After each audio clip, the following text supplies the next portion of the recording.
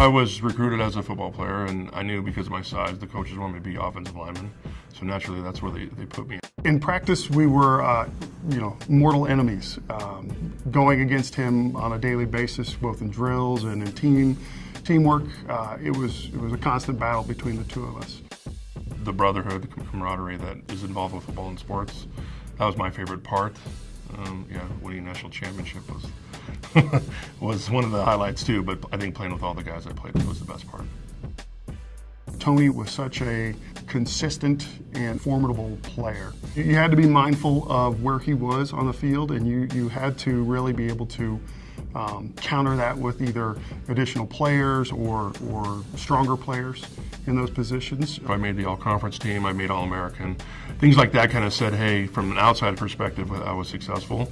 You believe the press a little bit, but then you got to live up to it. So I think I just pushed myself harder and harder that last year and said, hey, if I'm going to do my part, everybody else does their part, we'll be successful. In 1996, we won the national championship. That was a special year. As a senior, middle of the year, I think we thought we were out of the playoffs. And so at that point, and I don't remember what the record was at the time, but we said to ourselves, hey, this is our last year playing football here at UNC. If we're going to keep playing and finish out the year, let's just have fun with it. So we, at that point, kind of stopped all the pressure on ourselves to win and just said, play hard, and if we win, we win.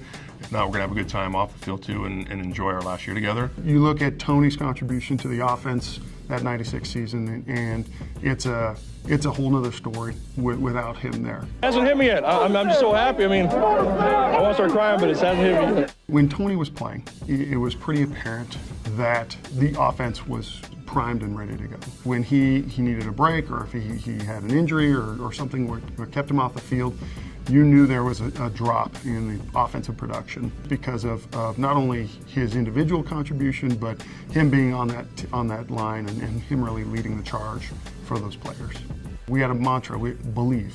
He just carried that belief on that side of the ball just as much as defensively or special teams. My motivation to become the player I became was first my dad, and then secondly was my offensive coordinator, Kay Dalton. He was pretty hard on me, and he'd always talk about the NFL days, which I kind of got sick of hearing.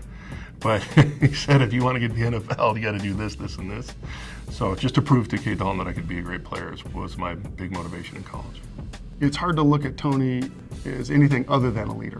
What he gave during the years at Northern Colorado and his contribution to the team, and then taking that on and being a banner waver in the NFL and beyond to really say you can be successful at Northern Colorado and really putting us on the map from a college standpoint.